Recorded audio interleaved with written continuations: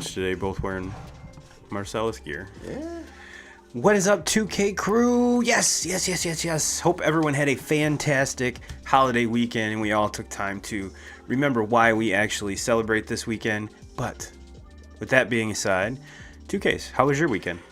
You know, it was pretty good. It was pretty good, other than the allergies. The allergy season has both my son and I have been dying all weekend long, it seems like. But hopefully we're on the up and up. It's been nice. I can't complain about the long weekend. Unfortunately, all good things have to come to an end, and we'll be heading back to work and heading back to school tomorrow. Yep. Like we were talking about before the countdown ended, is that I'm always excited to have a short week, but on the other hand, it's you're trying to jam 5 days into work into 4. So, but that being aside, yes, I'm also a little bit nasally myself. So, for you female listeners, how are you? We can drop the bass in our voice here real quick and make it sound super sexy. But that being aside, before we hop into this 2K, there's some milestones that I want to just thank our listeners and viewers for. And just right out the gate, we're already this actually happened a couple weeks ago, and I keep forgetting to bring it up. So we're going to bring it up right out the gate so I don't forget it this time. And we're gonna thank our viewers and our listeners for we're over 5,000 downloads, which is pretty dope. Each one of the episodes has been averaging about 150, and that number keeps increasing weekly. So I do want to thank everyone on the podcast side. And speaking of the podcast, if you are listening to the audio version, go ahead and give us a follow and a like, and that'll help out the channel a lot. And if you're on the YouTube side,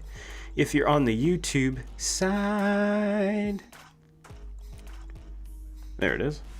Go ahead and like, subscribe, share this around if you would. And if you guys are feeling super generous, because those all help the channel, but if you want to be super generous, go to buyturboabeer.com. Buy 2Ks and I a beer, and that will help us help with the financials. So if you guys are feeling super generous, we always appreciate it. And let's jump into...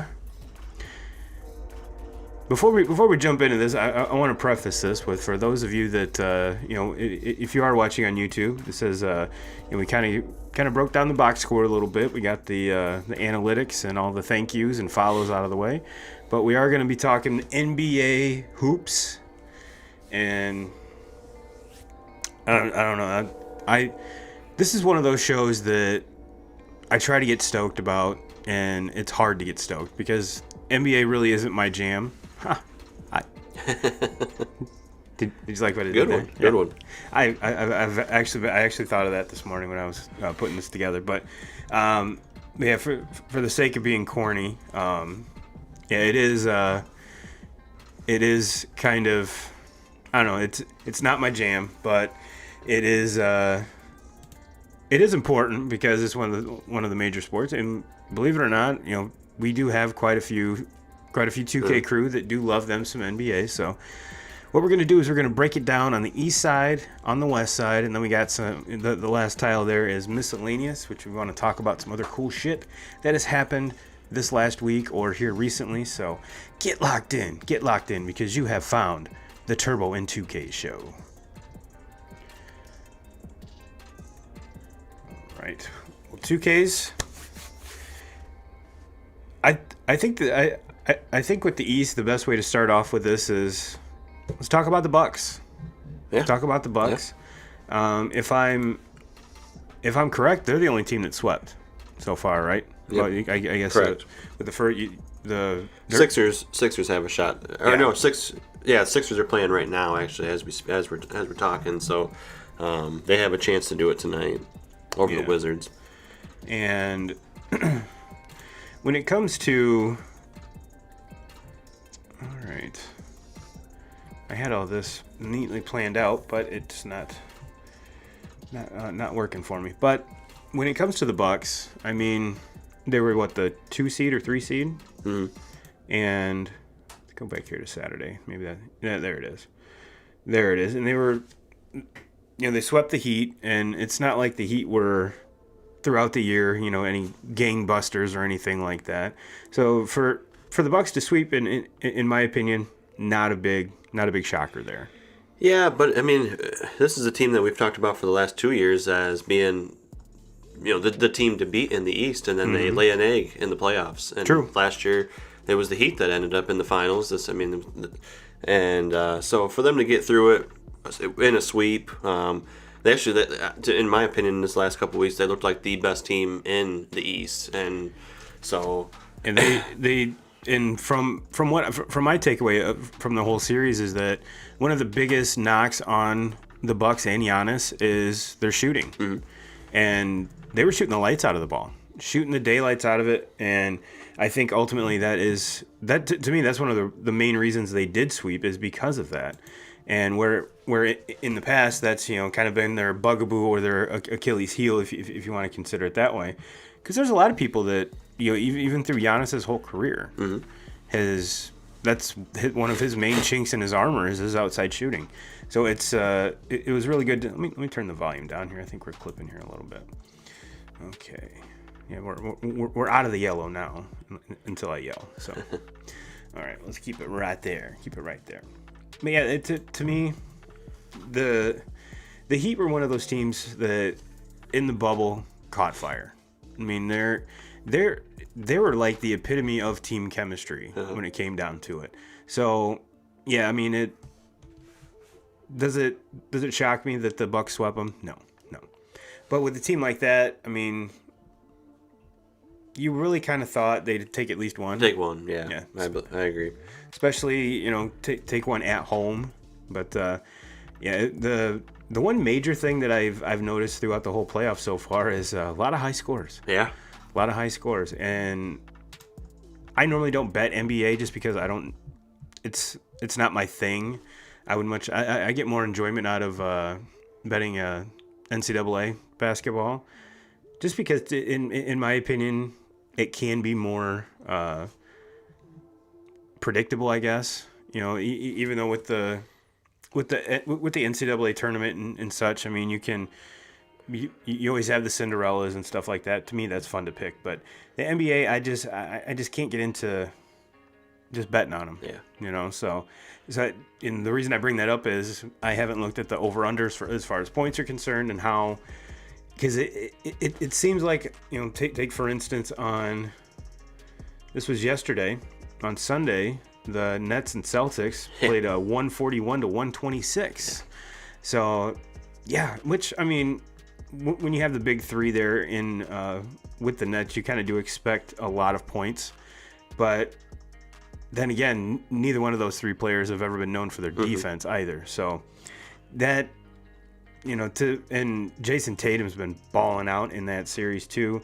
So, but yeah, let's talk about that a little bit because, are they playing today? No, they're tomorrow night. Yeah, so they are they being the Nets are up 3-1 on the Celtics, and the Celtics to me it always seemed like they're a solid team. They can, and would it totally blow me away if the Celtics decided to make a run and tie this 3-3? Nope, not at all. It always seems like they're one player short when it comes to being. It's especially competing with a team like the Nets. And with the Nets, you have that question mark too that I think the big three are answering is how are they going to play together? Because throughout the whole year, they haven't really played together. Yeah, would they play like 9 games together? Yeah. So, give me your thoughts on that one. And I mean, I'm pretty sure both of us are going to pick the Nets to pull this off. Yeah, I think the Nets win this easy. I don't think the Celtics are very good. I mean, you look at their record going into the playoffs, and they're a 500 team. So, right. No, I don't think that they're very good. And then, you kind of them getting the Nets in the first round.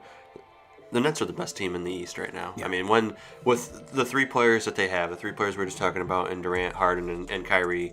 There's nobody in the East that can even compete with them, in my opinion. Do I think the Bucks could make a series out of it and maybe possibly win a game or two? I think maybe a game, but I don't think there's anybody in the East that will even give the Nets any bit of a problem throughout this entire playoff series. Right. This is what the team that we've basically been waiting to see all year, to get all these It's guys true. on the floor at the same time, and maybe the kind of piecing the whole season together and these guys not playing a full season is going to play off, and be good for them in the long run. It can kind of go either way. I think that when you start talking about chemistry and how the ball's going to be, moved around the floor, these guys are way too good. They're way too good to worry about that. If it was three guys that, hadn't had the success that all three of these guys have had in the NBA, then maybe I would, I could buy into that. But these three these are three Hall of Fame players, three of the best that are in the game today. And they're all on the same team, so I think that I think they get through the East rather easily, and then it's just going to be a matter of who comes from the West, to play them. And I think you and I can both agree that the West is the stronger of the two conferences. Yeah. I mean, and this is something that's not even just this year. We've talked about it since the whole time we've done this show. Is the 8 seed in the West would be like a 4 seed in the East. Yeah. So we're talking about LeBron James and Anthony Davis, his team being the number 7 team, the 7 seed in the West. So yeah, I get it that those two were hurt, and still having issues with Anthony Davis, even into the playoffs. But for that team to be a 7 seed, that tells you what the West is dealing with. Yeah, exactly, and that's something we'll get into when we do. We obviously can't do an NBA show without talking LeBron. Let's be honest. But some other matchups in the East.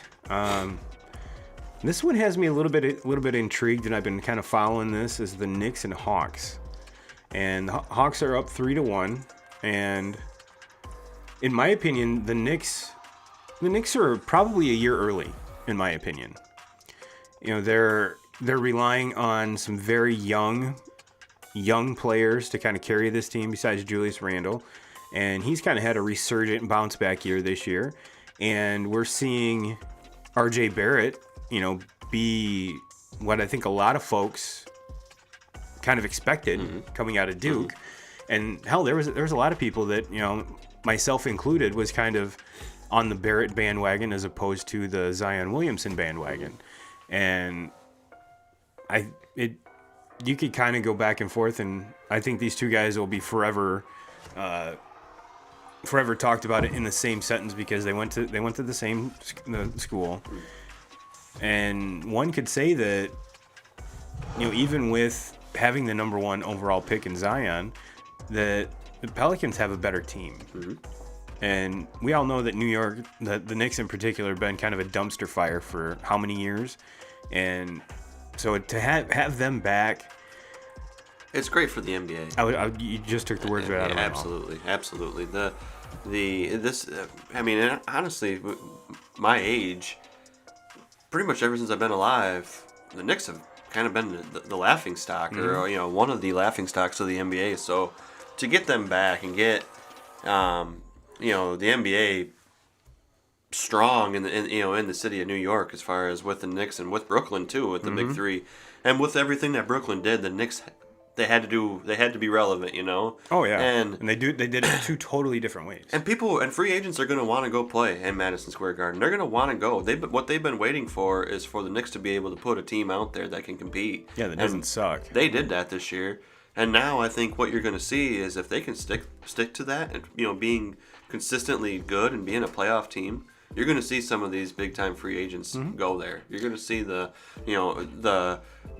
what it is now with the NBA is you got to build these power teams. That's what, and those are the teams that win it. You got to get 2 or 3 of these, stars, these max contracts on one team, and that's what it's going to take to win it. And if you don't have that, good luck. Yeah, because it's one of those, if you don't have it, you're competing against it. We've not only with with Brooklyn. I mean, how many times has LeBron done it? And I think it all kind of started with the Celtics back with Chris Paul, KG, and Ray Allen. So, and you're right. The NBA is better when the Knicks are relevant, and I don't just you mentioned they haven't been relevant your whole entire life, and I started thinking back, and I'm like, well, probably the last time they were relevant, John Starks and Patrick Ewing and Sam Cassell rocked that. So and they choked with Reggie Miller scoring what he scored like 11 points in a matter of 6 seconds or something like that. And Spike Lee lost his fucking mind. Yes. Now that was when basketball was sweet to watch. Reggie Miller, Spike Lee going back and forth in New York, and it was just phenomenal. We got to see that when we watched. I'm pretty sure probably everybody that's listening to us does listen to us. I'm sure that you've watched by this time The Last Dance. Yes. And so we were all able to see when the NBA was good. It's very hard. I'm not knocking the talent today. The talent is there. Unfortunately, the game is different. Yes, the game is different. The game is played differently. The game is officiated differently. These players act differently, and we're seeing this already in the first round of the playoffs. Last night a guy, throws a water bottle in the stands, and throws popcorn, and popcorn was being thrown in the game, and I get it. That's a big deal, and those fans deserve they deserve consequences, but. These players are making such a big deal out of it, and everything is taken to the social media aspect of it, and that's why this shit continues to happen. Like if that shit doesn't get camera time and the media doesn't blow it up, we'll never see it happen again. Nobody will ever get a water bottle thrown at them again. Nobody will get popcorn thrown at them. But when the shit gets on SportsCenter and the shit's talked about for hours every single day, because you know what? We know tomorrow when we wake up, we're going to watch First Take, or we're going to watch whatever other stupid ass show they can pull out. Right. And we're going to watch it, and they're going to talk about, that's what they're going to talk about, the water bottle that went over Kyrie's head. And that's why this shit is going to continue to happen, is because they put it on TV. They put it out. That's what everybody wants. So the NBA is there's so much drama in the game, and I think that drama sells. I know I can't speak for you, but I think that's why I have such a hard time with talking about basketball compared to baseball, compared to the NFL, is because of all the drama in it. That is definitely one of the key things that is a turnoff for me.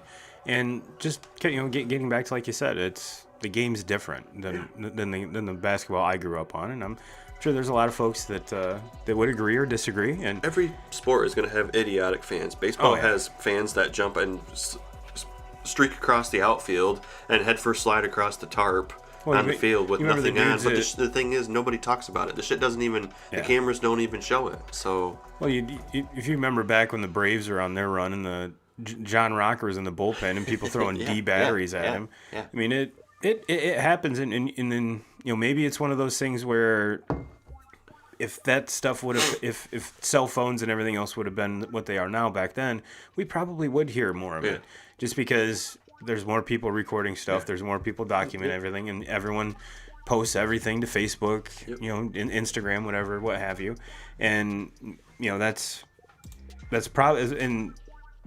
Going back to then, if you look at it now, how many more sports outlets are there on TV? ESPN was the shit back then, and that was it.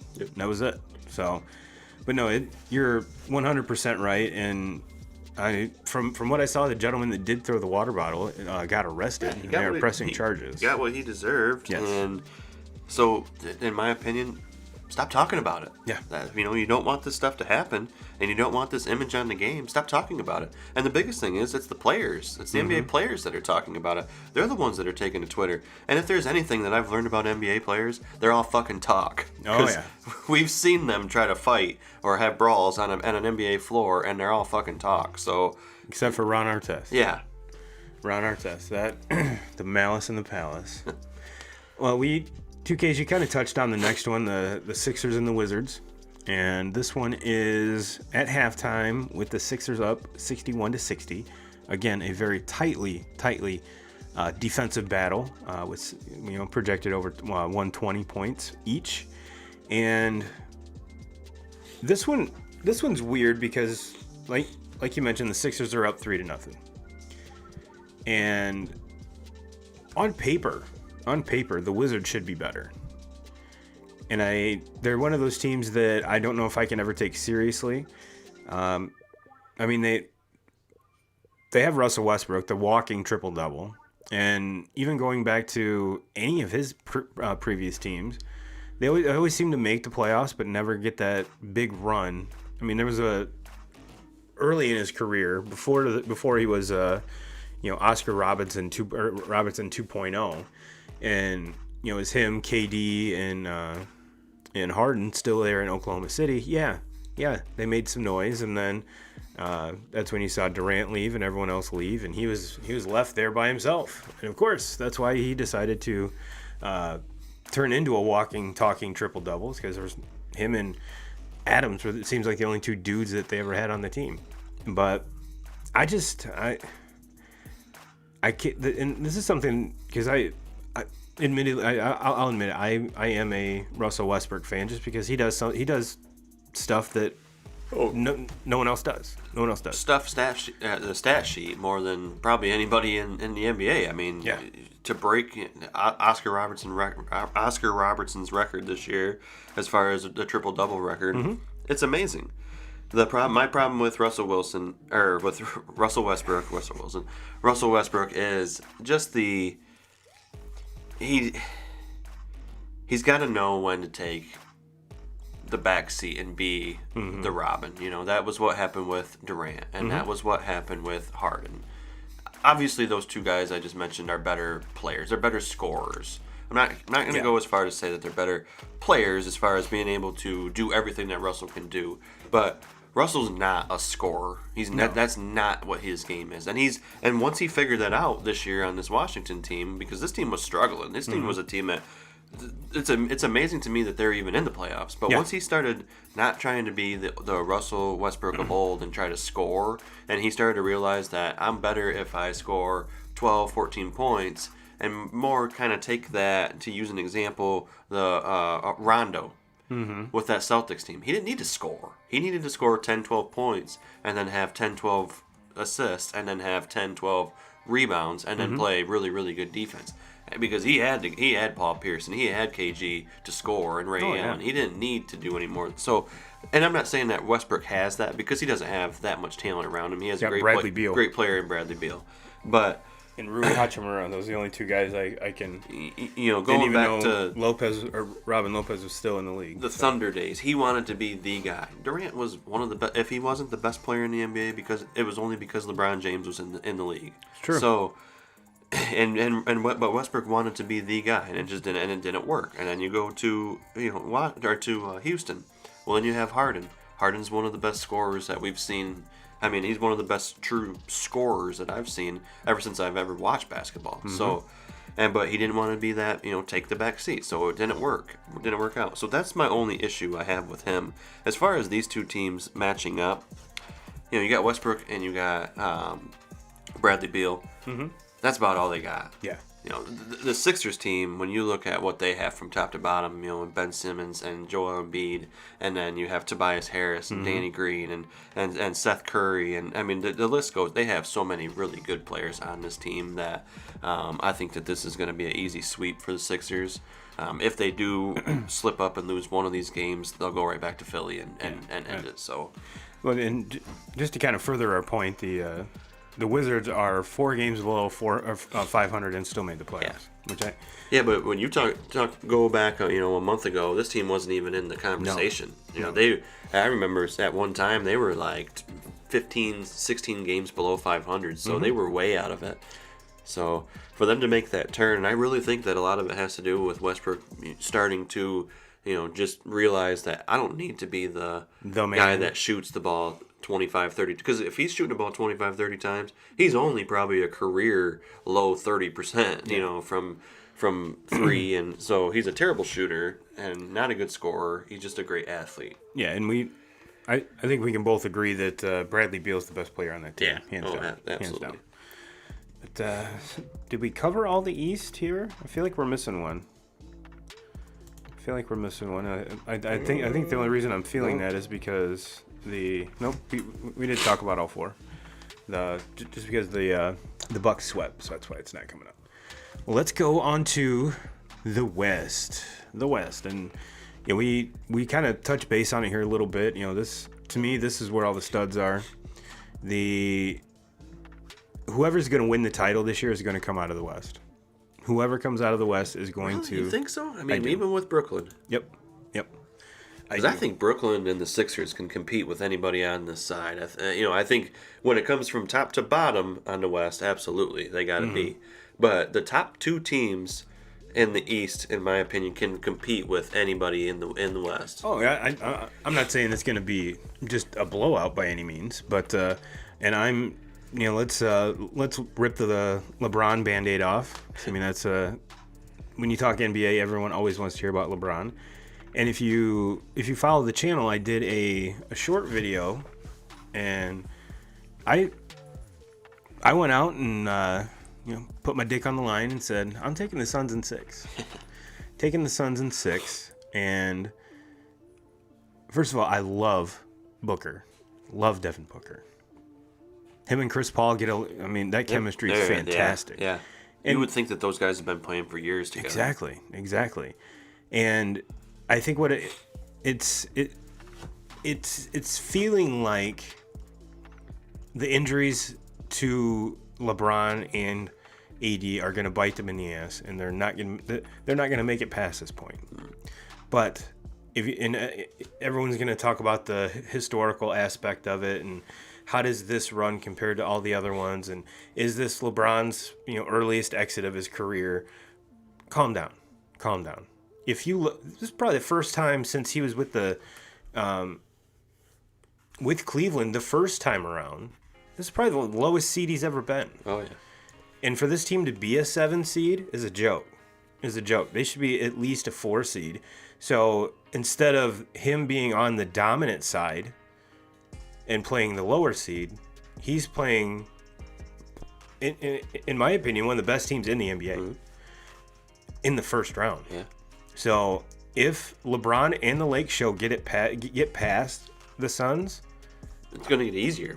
Yes, 100%. Until I think it gets easy. It gets easier after this series until they get to the finals. So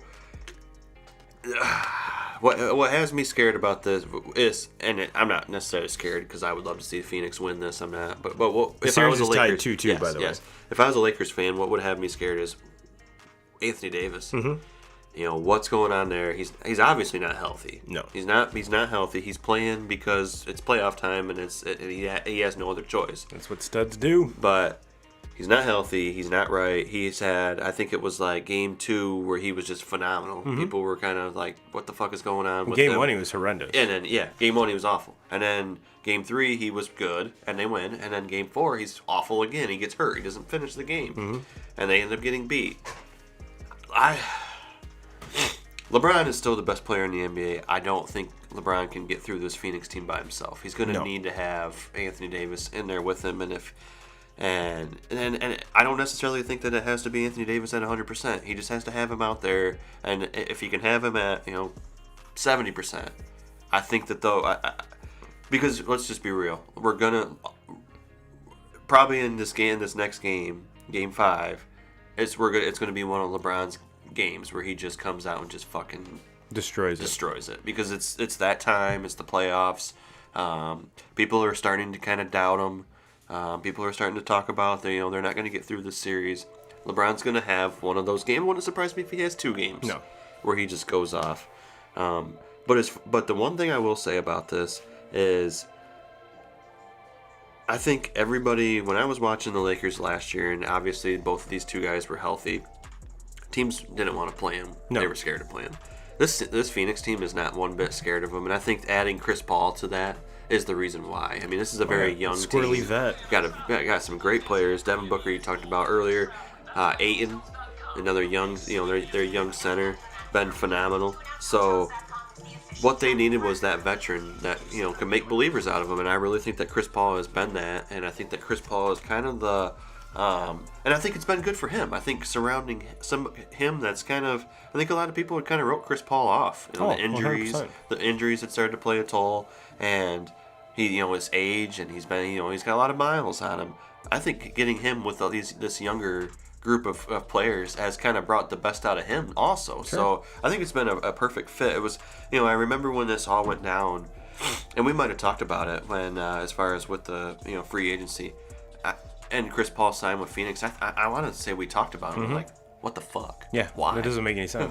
What's he doing going to Phoenix? And why are we even talking about it? Who cares? He obviously knows something we don't. Well, they're pretty damn good, and it was a really good fit for him. Well, here, I found this rather interesting. I don't know if anyone else will, so I'm going to share it with you. The starting five for the Suns. Let's go. I'm going to give you who it is and then how many points they scored. Crowder had 17. And this stupid thing will not shut the fuck up. Yeah, that was a Hotel.com ad. Hashtag not sponsored. But Crowder had 17. Bridges had 11. Ayton had 14. Paul had 18. And Booker had 17. That's pretty. That's spread pretty damn even. That's pretty. Now let's flip over to the Lakers. Granted, Anthony Davis only played 19 minutes, 6 points. LeBron 25, Drummond 5, Schroeder 8, Matthews 6. That's the starting five. Granted, Kyle Kuzma pitched in with 11, Gasol had 12, and Caruso had 10. So I think this kind of makes my point is how evenly spread this whole team is. And for the Suns, Payne came off the bench and pitched in with 13. Johnson had 5. Craig had 5. So definitely, if one of their studs or one of their starting five has an off night, I don't think it's going to hurt them as much as it is with the Lakers, obviously, because LeBron was the only starter in double figures, and. Granted, like I said, we didn't see a full game with Anthony Davis by any means, but you would think that a Kyle Kuzma or someone else would step up and at least get 10 points, but that wasn't the case at all. It wasn't the case at all. The next one, this is another one that I am extremely interested in, are the Clippers and the Mavs. Not only because your man crush, Luka. Man, he was fucking awful last night. Yes, but the games leading up to that, he was not. No. He was not. Now, this series is tied 2-2 as well, and this one's going to go 7, in my opinion. This one's going to go 7, and on paper, the Clippers should be sweeping this. And I think it's just the will and just the sheer willpower of Luka that's got him this far. And because it sure as hell isn't, Kawhi and Paul George just lighting the world on fire. Well, the last 2 games. Yeah. Last 2 games. And the thing is, and like you said, and you're spot on with it. On paper, Mavericks shouldn't even be playing in this. I mean, this should have been 4 games out. But it's what we're getting out of, the 2 top players for the Clippers who, Kawhi has been pretty consistent. The last 2 games he's been phenomenal. Mm-hmm. But Paul George, I mean, he was awful in the first 2 games. Second 2 games, he was phenomenal. And that's the reason why, they're back. They've tied this series back up to 2. Right. Is he's got to play like the player that he is. A couple years ago we were talking about Paul George as one of the best players in the NBA. And then aren't they calling him Playoff George or some shit now? Playoff P. Playoff P. Playoff P. And I think he gave himself that name. I think if you go back to it, I think he gave himself that name, and then he fucking laid an egg last year for a few games. Then he finally got it picked back up and started kind of the same thing, and it was in the same series against the Mavericks. And because you can't give yourself a nickname and then shit the bed. Yeah, well, after the first couple games this year, look. the playoff P started to come back out, and it was like, well, where the hell is he at? That's not a good look. Well, game 3 and 4, he's been back, and if him and Kawhi play like they have the last 2 games, I don't think as much as I want to see the Mavericks win this. Me too. But I don't think that they're ready to take that jump yet. Luka needs some help. For sure. But no, it's like I said. I think it's just the sheer will of Luka just driving this team. Yep. All right, the next one, the Jazz and Grizzlies, and thing that pops out the most for me is I think the Grizzlies are early. I think this is a year or two early for them. And they took game one. And just so the Jazz play, this is something that they're playing later tonight. And Grizzlies jumped out and just punched Jazz right in the mouth. Game one. Ja Morant had a phenomenal playoff debut. And I don't think the Jazz were expecting it. I really don't. And the Jazz are the number one seed in the West, correct? Yep. Yeah. And just looking at this, I think they had the best record in the NBA, if I'm not mistaken. And granted, the first game, they didn't have Donovan Mitchell, correct? Correct. Okay, so that might have had something to do with it, but Ja Morant balled out. I mean, he basically took that whole game over. Now, getting back to kind of like we just said with the Mavs is Ja can't do it all. Can't do it all. And now, keep in mind, folks, just to kind of give you an idea, the Grizzlies were the 8th seed, and they were 4 games over 400, or 500, excuse me. So there was an 8-game difference between the 8th seed in the West and the 8th seed in the East. So, yeah, kind of a big spread there. Kind of a big spread. But nonetheless, I think that, like I said, the Grizzlies are they're getting better. The way Ja Morant is playing, could I see them drawing in a free agent or two? Sure. But like I said, I think they're a year or two early. And especially trying to go up against this Jazz team that has quietly been the best team in the NBA, I think, for the vast majority of the season. And not getting any love. They're flying under the radar, which, if I remember correctly, even when they had Stockton and Malone, they flew under the radar then too. So maybe that's just how it rolls in Salt Lake City. But this one, I really think I think the Jazz have this wrapped up. They're playing Game 4 tonight. Tip is at 9:30 Eastern on TNT. If you guys and gals want to partake in that, but yeah, that's to me that one's the Grizz probably shouldn't have taken game one, but like I said, when they didn't have, and that the whole Donovan Mitchell not playing thing was very weird because he was warming up, and then they came and told him that you're not playing, and then the very next day he was playing, and he was, there's kind of a big controversy around that if I remember correctly, and well, just to kind of give you an update on the Sixers Wiz are up 73-69, and Russ is 2 points shy of a triple-double. 8 points, 11 rebounds, 12 assists, and there's 7 minutes to go in the third quarter. So I think it's safe to say Russ is going to notch another triple-double in that game. But what are your thoughts on this young Grizzlies team going up against the Jazz? Yeah, I think you're absolutely right. As far as them, they're early. I love Ja Morant. I love watching him play. But as far as the supporting cast goes, he just doesn't really have that right now. Not yet. And especially with this Utah team, they don't really have the big time star player. Donovan Mitchell's there. I mean, he's getting there. He's getting better every year, and probably here soon he is going to be that that star. But they're just so deep. Yeah. And then even with that starting five, they got 5 guys that go into double digits every single game, and then they have 2 or 3 guys that come off the bench that are well capable of going double digits also.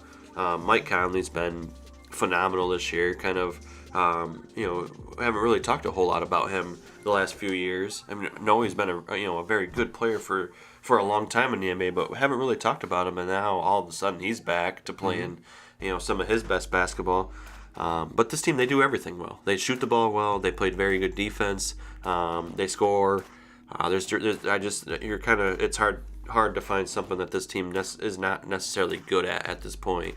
And I think that's why we've seen them as they've been the best team in the NBA, in my opinion, from the first game of the season to the last game. So I think they win this series easy. As far as getting a little bit further into the playoffs, I'm a firm believer that star power. You got to have star power to to win. I think when you try to win championships, especially 7-game series championships in the NBA, for a couple of those games, you're going to have that guy like a LeBron James or that guy like a Kevin Durant or a Steph Curry that you can just put the ball in his hands and say, I need you to go win me this game. And I don't know if there's anybody on that Utah team right now that is ready to take on that role. And, Donovan Mitchell can definitely be that someday. I just don't think that he's at that point in his career yet.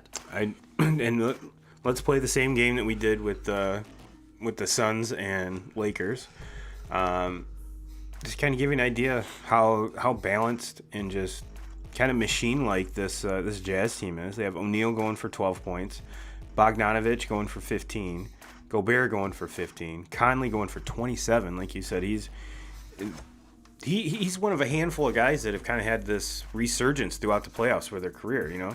We'd already mentioned Chris Paul and even Derrick Rose, which I think we kind of blew past that story. Him coming off the bench and just I'm not going to say looking like the Derrick Rose of old, but to label him Derrick Rose 2.0, yeah, sure. And for the Grizzlies, they had Jackson Jr. go for 9, Anderson go for 11, Brooks for 27, Valanciunas going for 10, and Ja going for 28. And big kudos to you, Turbo, for not fucking any of those names up. Yes. But no, you're right. After Ja, I mean, this one, Brooks goes for 27. There really isn't any like Superman kind of backing him up or anything, and whereas again with the Jazz, if Mitchell has an off day, if Conley has an off day, Bogdanovich has an off day, I think there's other players around them that can pick them up, and that's getting back to your point how deep they are. Mm-hmm. That's what she said, and that's part of the reason why they're they had the best record in the NBA, hands down. Yeah, I have a hard time picking. Like I said, a team that just doesn't have that star, that guy that has done it before, done it for a while. That when you look sexy. When you look at the previous NBA champions, there hasn't been a team that won the championship lately that was just solid. Right. They all have a star. They all have that star power. So that's what to me when you start talking about Utah. I think that they lack that, and they don't have that at this point. And I get it; they're the number 1 seed. From the beginning of the season to the end of the season, they've been the best team in the NBA. They didn't deal with injuries though. No, they were healthy. So I can't pick them to. I pick them to win this series. Absolutely, yeah. I cannot pick them to even. I don't even know if I could pick them to get past a team like the Clippers in the next round. So.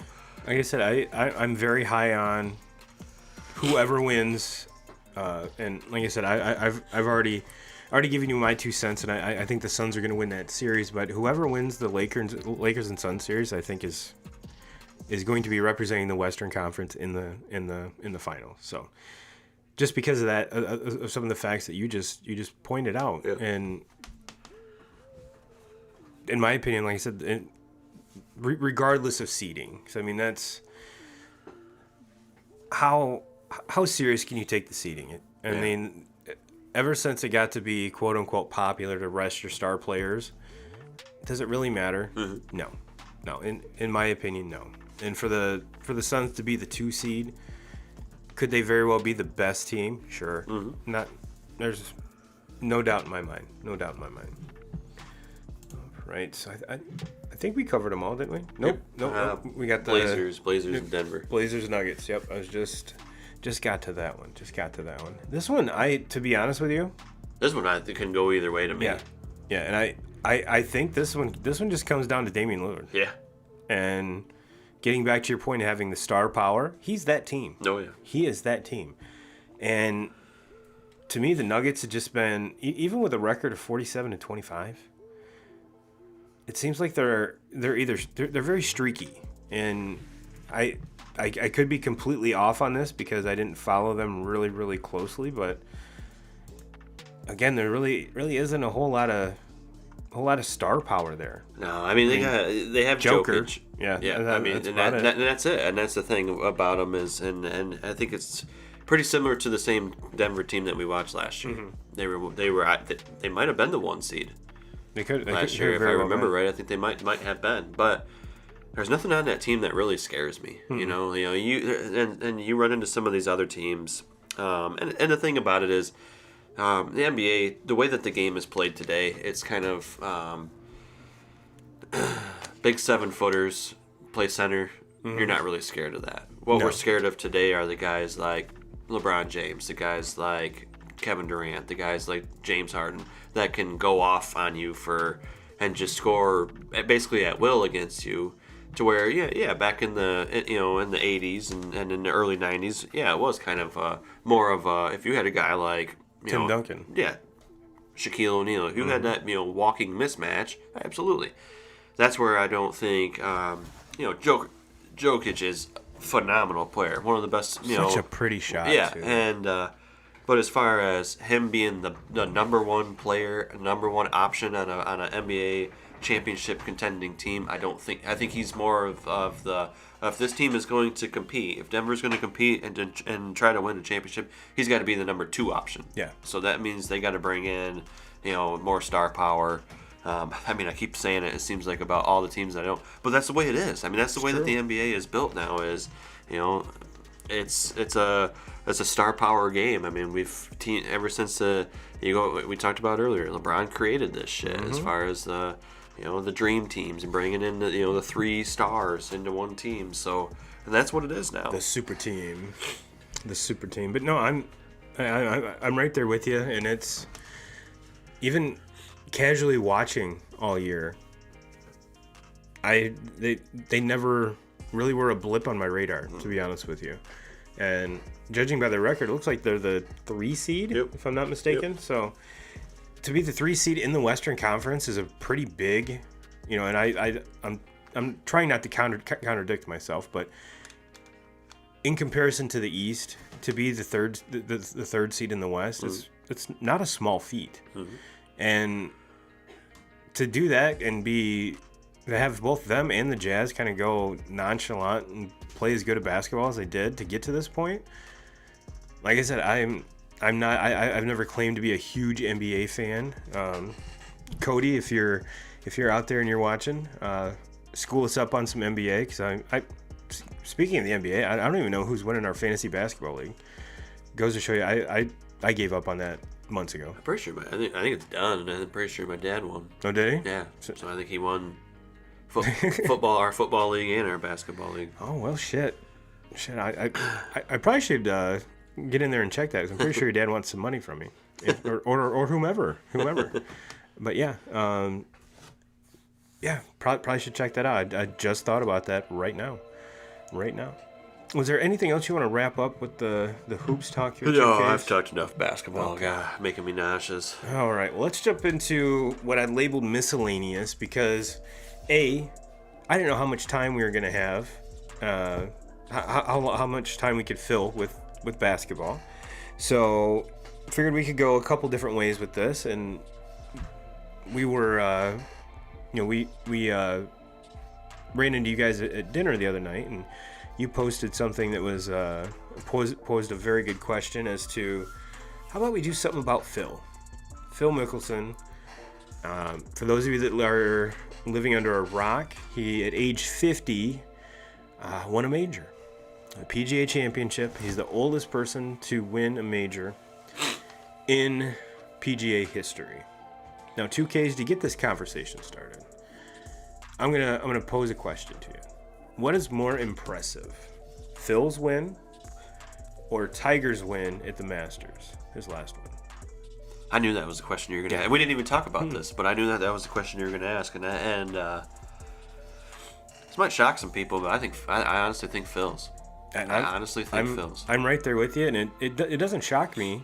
However, Tiger was very cool. Yeah. It was a very good story. It was a more emotional story, because, one of the first things I think of is him, grabbing up his kid and giving him a big-ass hug. What's more impressive is something that has never been done before. Yeah. And to be 100% honest, that's the best I've seen Phil Mickelson play golf in years. I got to be honest with you. every single day of the tournament, I kept on saying, okay, Phil's going to do something tomorrow that's going to fuck this up. Yep. It seems like the first, Thursday, Friday, he's in the hunt. Yeah. And then moving day hits, and he moves the complete opposite way. Yeah. And I kept on saying throughout the entire weekend, like, he's going to do something that he's going to fuck this up. Mm-hmm. He's going to do, kind of the typical Phil for the last 10 years of his career. Yep. He puts himself in that position to be able to go and take one of these tournaments, but then he does something and fucks it up. Yep.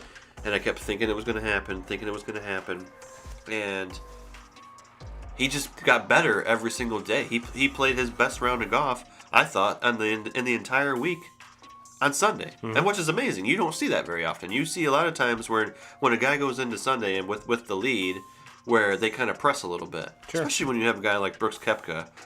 And I get it. Brooks had a terrible day on Sunday and never even really challenged him for it. No. But, that goes on to... You got to give that credit to Phil there, to where he never opened the door or even, showed any bit of he was going to mess anything up to even think that any of these guys chasing him would even have a chance. Right. So, I thought he was amazing. I thought... part of the reason why I give the nod to Phil over Tiger on that also is, people want to pick Tiger because it's Tiger. Mm-hmm. But that golf course that Phil just did that on is a way harder golf course than Augusta. The weather conditions that he played in is way harder than what Tiger played in at Augusta, 3 years ago. So when the whole entire wind pattern changes on Sunday, that just blows my mind. Like how scientifically, how does that happen? And not for it to be like, it's coming from here for this amount of time. But no, it changed pretty. And like I said, obviously neither one of us have played that course before, but it would seem you have to attack the course differently. Oh yeah. With the conditions changing, and you're right. Some could say that Koepka kind of stepped on his dick. Some could say that he wasn't completely healthy. I call bullshit on both of those. Same. He was healthy enough to get to the final round, the final pairing. Yeah. Yeah, I get it. That's probably not the easiest golf course to walk. But Brooks Koepka is in way better shape than you and I. He's in way better shape than Phil. Yeah. I mean, Phil's double his age just about. So I don't even think it's a question, and not to take anything away from Tiger winning at Augusta, because that was amazing. Mm-hmm. And the story was huge. But what Phil did 2 weekends ago, in that Masters, or not in the Masters, but in that PGA Championship is, it was amazing. I mean, it really was, and he was the best player from the start of that tournament to the end of that tournament. He didn't make any mistakes. He never even took his foot off the gas or opened the door and made it. He never even showed any hope to anybody behind him that they even had a chance to catch him on Sunday. And that was what I thought was so amazing about it, was that he just ran away with it. And if you would have asked me, and I think we did talk about it, going into Sunday, I said there's no way. Yeah. There's no way. He does not hold off Koepka. He does not hold off whoever is going to go on a run on Sunday, and he's just that part of that Phil Mickelson that we watched there for a long time, because he's one of the best golfers that we've ever watched. Mm-hmm. But I know that me personally, and I gotta believe that a lot of others kind of thought that Phil was done. We weren't ever going to see that again. And I think that kind of plays into why, in my opinion, it was more impressive. We obviously, leading up to or previous or before the car accident, every major, it seems like, does Tiger have another one in him? Does Tiger have another one in him? We constantly were talking about Tiger. Before last weekend, how many times had anyone talked about Phil winning anything? The only time that you really ever heard about Phil was when he was playing in some type of a celebrity match here in the last... because Phil's one of the greatest human beings that is on the tour. I mean, everybody... It's hard not to like him. It's and the fans love him, and I love him because he's left-handed, and I am too. So, but it's just... It's hard not to root for so a you're guy comparing like yourself to Phil Mickelson? Oh, absolutely. Yeah, I would. Yeah. I've seen your game up close. But Phil, go ahead and direct message me. I'll give you Kyle's phone number, and you can talk to him directly. no, it was so nice to watch it because, like I said, for a long time now, it seems like with Phil, yeah, he was capable of going out and shooting one good round, one spectacular. He might be the low scorer in a day, but to do it for 4 days and to do it in one of the biggest, in a major, one of the biggest tournaments of the year, whether he ever wins another tournament again, that was just, it was awesome to watch. It was, you talk about a sport nowadays that's dominated by guys that are in their 20s and guys that are in their low 30s, and for a 51-year-old man to go out there, and guys that are shaped like linebackers, that are hitting the ball 330, 340 yards now. I mean, you don't. But you talk about a guy that's 51 years old that can't even come close to hitting the ball that far. And he went out there and basically just dominated a major tournament from start to finish. It was amazing. And as far as golf goes, it was the best thing I've watched on a golf course since Tiger's Masters win. And kind of piggybacking off of that, and we'll end the show with this topic because I find it hilarious. I love it. And for those of you that are not privy or watch the Golf Channel interview with Mr. Koepka, and if you notice, a certain someone, Mr. DeChambeau, walks by, and Koepka kind of stops the interview, rolls his eyes, and says something to the effect of, "This fucking guy." And I didn't know they had beef leading up to this. I mean, obviously, once I got in and saw what was going on. For those of you that don't know, and this is my takeaway. I'm not sure. I don't think it's ever come out of what exactly is the reason why they hate each other. But Koepka hates that DeChambeau plays so slow, and it irritates the shit out of him. And I can see why, especially when you're in a zone, your tempo's right, you're putting the ball exactly where you want to go, and you have some idiot with you that's taking 15, 20 minutes in between shots. Yeah. Kind of hard to keep your mojo rolling. And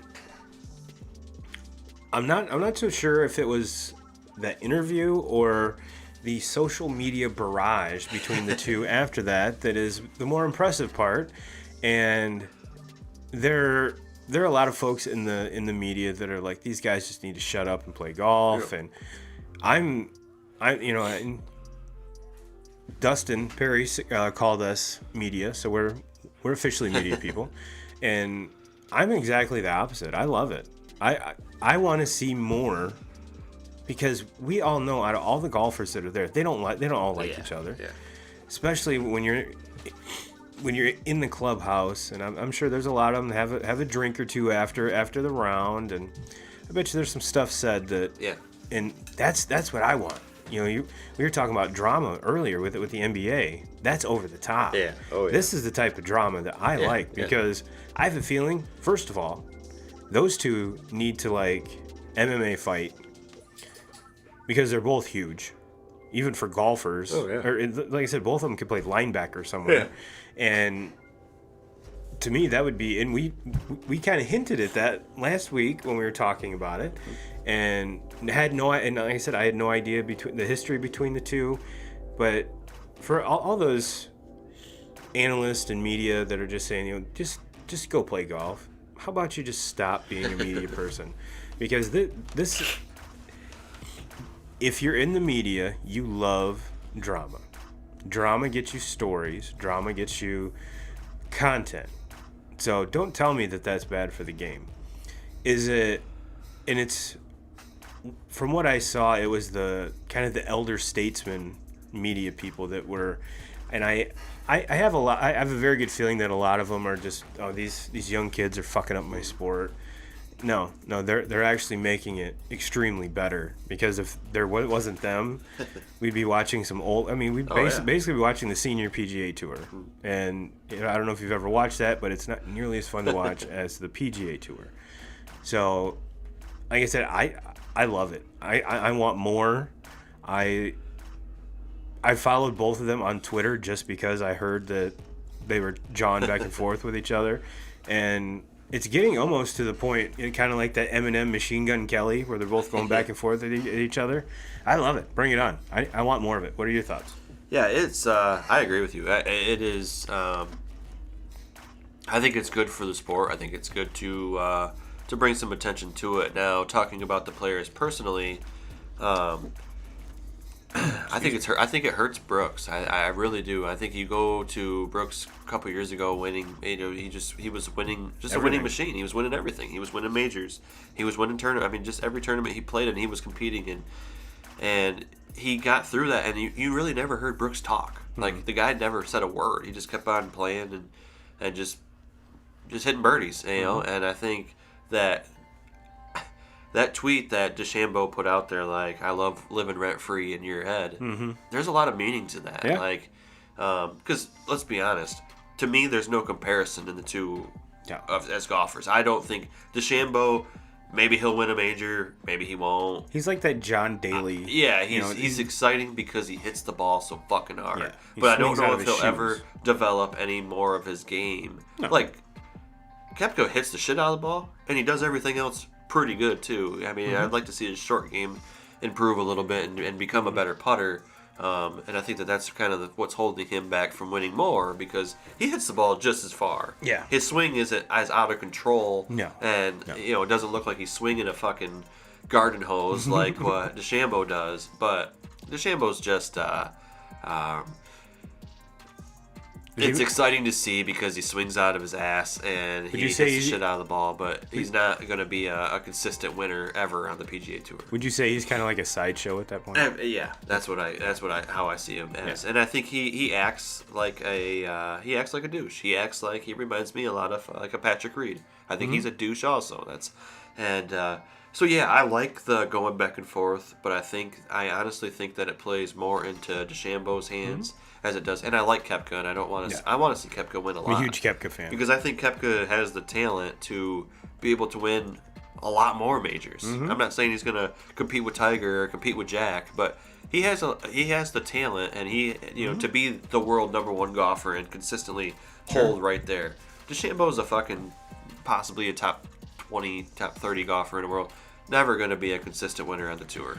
Well, maybe we look back at this in a year, and this was kind of the turning point, getting back to that living in your head rent-free. Maybe this is the moment that makes Koepka mentally stronger and helps him get over that hurdle and get back to winning again. And he could, clap back and be like, hey, you know what? Glad I let you live rent-free because now I own the whole fucking because condo. I'm a firm believer in let your game do the talk. Don't get me wrong, I like to do a little trash talk, and that's just part of it, especially on the golf course. And I trash talked when I was playing in high school, but you gotta let your game speak first. You know, you gotta. So I think that we've heard and we've seen a lot more out of Brooks in the last couple of years, and deservingly so. It's because he won. He won big tournaments. He won majors. And we started to hear more out of him to where, at the beginning of his career, he was playing very good golf and he was winning, but he wasn't necessarily talking. Right. Like, he was just quiet. And so now it's a matter of, I want him to be vocal and I want to hear from him, but because I want him to have that, that Tiger swagger to him. But you got to make sure that you keep on winning too. You got to be, you got to be consistent there. So, look, in my opinion, I think he's the best. I think he's the most all-around best golfer on the tour today. He hits the ball a fucking mile. He's a great iron player. The putting's a little bit inconsistent, and that to me is really his only real true setback. But I think that if there's somebody that's going to, if I was going to put money on somebody, and I don't think it's going to happen because I don't know if we'll ever see anybody, compete even with Tiger as far as majors go, let alone Jack. He would be the guy that I would put money on today. Yeah, me too.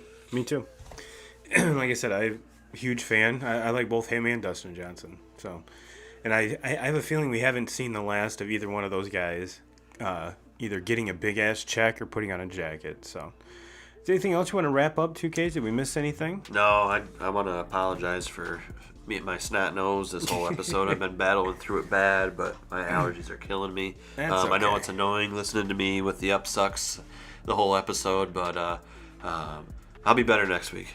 Well, you better apologize to our lady viewers and our lady listeners for maybe a little moistening of the panties with that deep voice. So, yep, sorry. I mean, I got the sexy voice. It wasn't anything intentional. It was a sexy voice. But, ladies and gentlemen, we hope you all had an amazing holiday weekend.